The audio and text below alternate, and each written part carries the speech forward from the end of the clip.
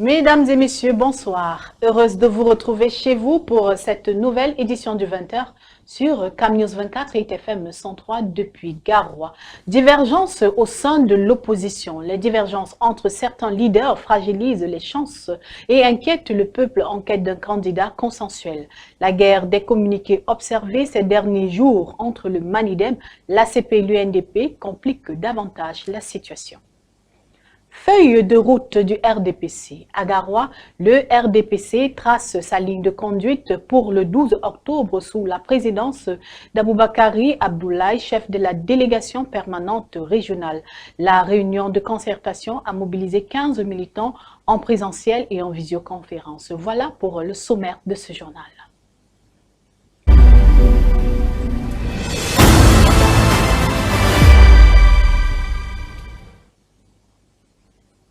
Une fois de plus, bonsoir et merci pour votre fidélité. Dans la page politique, au sein de l'opposition, les divergences entre certains leaders fragilisent les chances et inquiètent le peuple en quête d'un candidat consensuel.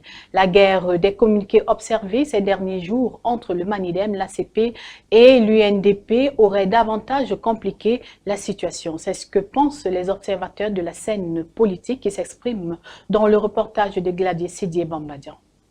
Les divergences qui secouent l'opposition camerounaise résonnent mal aux oreilles d'un peuple toujours en attente d'un candidat consensuel pour la présidentielle du 12 octobre.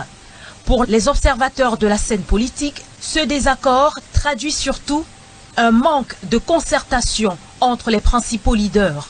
Les échanges, pas du tout entre l'APC et le Manidem, découlent tout simplement de ce manque d'entente préalable entre les différents leaders avant leur sortie publique ou avant la publication de leur communiqué.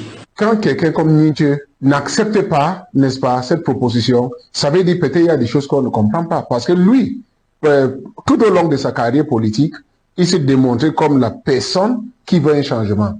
Cette évolution en rang dispersé, estiment les observateurs de la scène politique, n'est pas de nature à rassurer une opinion publique qui depuis lors espère une mutualisation des forces de l'opposition. Le peuple camerounais voudrait vraiment que l'opposition puisse venir avec un seul candidat. Parce qu'il y a une exigence, une demande assez importante d'une coalition entre les différentes figures du Grand Nord. Et il ne faut pas essayer, au détour des dynamiques obscures, saboter ses espoirs. Bien que recalé de la course à la magistrature suprême, le professeur Maurice Kamto reste néanmoins une voix incontournable. Beaucoup estiment d'ailleurs qu'il porte la responsabilité de s'adresser au peuple dans ce contexte tendu. Maurice Kamto, au détour de son libre arbitre et de sa liberté, est à même de pouvoir faire le choix de l'engagement de son image ou de sa responsabilité, de son aura ou de son capital politique. Le professeur Maurice Kamto a la responsabilité aussi de guider beaucoup de Camerounais qui attendent toujours qu'ils disent quelque chose. À un mois du scrutin, cette guerre de communiqués et prise de position illustre des fractures persistantes et la difficulté de l'opposition à parler d'une seule voix. À Garoua, le RDPC trace sa feuille de route pour le 12 octobre sous la présidence d'Aboubakari Abdoulaye, chef de la délégation permanente régionale. La réunion de concertation a mobilisé 15 militants en présentiel et en visioconférence afin d'occuper chaque recoin du Nord pendant la campagne présidentielle. Le récit de Junior Ossa. À quelques semaines du lancement officiel de la campagne électorale, le Rassemblement démocratique du peuple camerounais, en abrégé RDPC, mobilise toutes ses composantes du Nord à Garoua. Le parti au pouvoir veut animer les 4 coins de la région jusqu'au jour du vote et remporter le maximum des voix. La région du Nord, chef incontesté, incontestable du RDPC, fera valoir ses voix dans les urnes le moment venu pour rééditer les exploits des échéances antérieures, voire améliorer significativement les performances de notre région. Avec son slogan « Le Nord en ordre de bataille derrière son unique candidat, Paul Biya », cette réunion de concertation et de préparation régionale de la campagne présidentielle d'octobre 2025 a également été le lieu de faire le point sur les préparatifs dans les 4 départements de la région. Des recommandations fortes ont été formulées à l'endroit de tous les acteurs du RDPC présents. Pour qu'à partir du 27, quand on lancera la campagne, tout puisse basculer pour qu'aucun effort ne soit ménagé, afin qu'au soir du 12 octobre, on le redise une fois de plus, le RDPC a eu une victoire écrasante. La réunion stratégique de Garoua annonce ainsi l'ouverture d'un chapitre consacré à la campagne en vue des échéances électorales du 12 octobre prochain. Le RDPC mise sur la mobilisation de tous et de toutes en attendant le lancement officiel de la campagne électorale prévu le 27 septembre prochain. En éducation, désormais, nul ne pourra accueillir des apprenants sans respecter les normes strictes.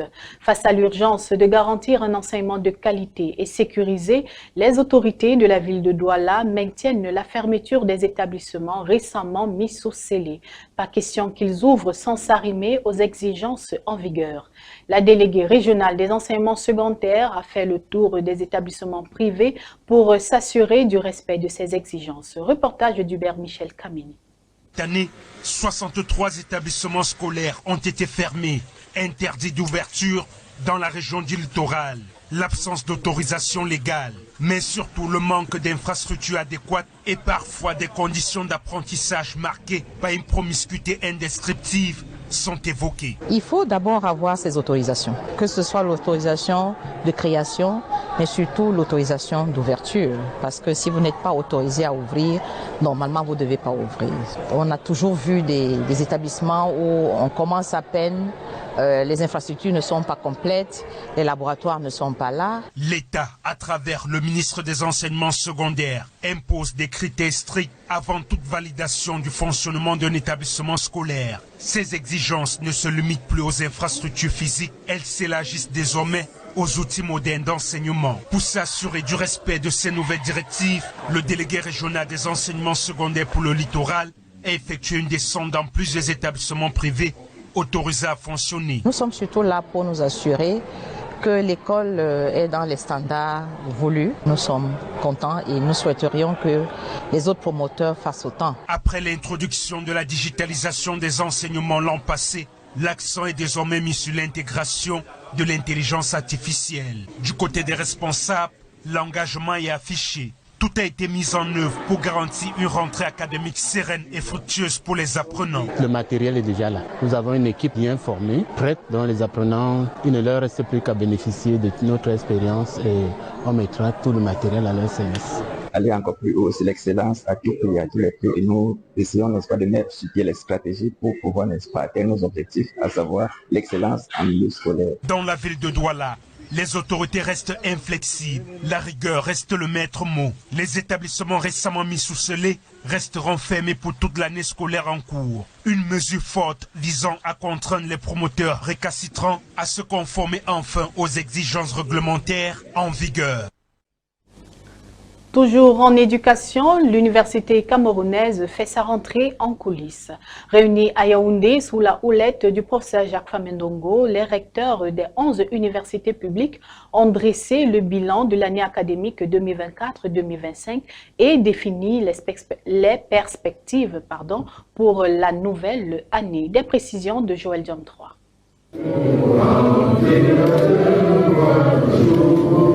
Dans le viseur de la commission de coordination universitaire réunie en session ce 11 septembre à Yaoundé, la question des diplômes dans l'enseignement supérieur, perçue comme un problème conjoncturel, l'état d'avancement du dossier relatif au décret d'application attendu de la loi de 2023 portant orientation de l'enseignement supérieur et l'amélioration du cycle des masters, doctorats, le chancelier des ordres académiques, va par la suite fixer le cap. Je demande que cette année académique soit placée sous le signe de la consolidation de l'université entreprise sanctuarisée dans la loi d'orientation du 25 juillet 2020. L'université entreprise se veut une passerelle d'absorption des milliers de diplômés sortis du moule de l'enseignement supérieur au Cameroun chaque année.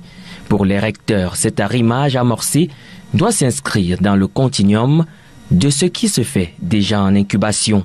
Vous allez constater que dans beaucoup d'universités d'État, il y a ce qu'on appelle les incubateurs d'entreprise qui permettent donc d'identifier de bonnes idées de nos étudiants, de les incuber et de leur amener à créer des entreprises viables. Je puis vous assurer que dans beaucoup d'universités d'État, beaucoup d'étudiants ont déjà créé des entreprises à partir de ces incubateurs. Poursuivant la professionnalisation des enseignements, la digitalisation dans le supérieur doit se faire de manière plus accrue. À présent, un autre cas de maltraitance infantile fait surface à Douala, au quartier Nord-Passy. Un enfant de 6 ans vit désormais avec un handicap. Le bourreau serait son père géniteur qui vit avec une autre femme depuis des années. C'est lors de la visite de la famille de son ex-femme que le constat est fait et une plainte est déposée. Isabelle Karel-Zoupet pour plus de précisions. A plutôt eu Chamon, la direction du bloc opératoire.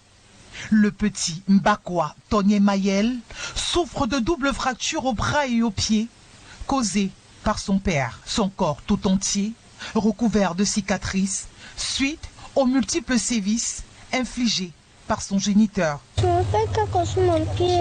Il a cassé ton pied avec quoi? Un bâton. On m'a cassé le bras et la main. Il m'a tapé. C'est seulement dans mon nez que le chien sortait. Les faits se déroulent au quartier Ndokpassi, dans le 3e arrondissement de la ville de Douala. C'est sa tante maternelle qui fait l'effroyable découverte des maltraitances graves dont est victime le petit Mayel. Aujourd'hui, il est infime parce que le monsieur tape, il bat. À ma grande surprise, il nous interdit même les visites et tout. On ne doit pas aborder l'enfant. Il a une autre femme chez lui et tout. Dimanche dernier, le 7 septembre, j'ai débarqué. Quand j'ai vu l'enfant était très mal en point. Un bras cassé, un pied cassé, les cicatrices. J'ai rencontré le chirurgien, donc il faut une opération pour le pied de l'enfant et son bras. Aussitôt, une plainte est déposée et le sieur Tonyé interpellé. Fait la plainte, comme ça du 8e. Lorsqu'on a fini la plainte, on allait déposer comme ça du 14e. Et actuellement, le père de l'enfant est en cellule au commissariat du 14e. Malgré les pleurs du bourreau, la famille maternelle du petit Mayel reste ferme sur leur décision d'aller jusqu'au bout pour que justice soit faite. À l'heure actuelle, la famille s'active à réunir les fonds pour sauver la vie au petit Mayel. Quant à son bourreau, qui n'est nul autre que son géniteur, il sera probablement déféré dans les tout prochains jours. C'est la fin de ce journal, mesdames et messieurs. Merci de nous avoir suivis. Restez connectés sur CamNews 24 et ITFM 103 depuis Garoua et rendez-vous demain à la même heure avec Boubakari Adama pour un nouveau bulletin d'information. Au revoir.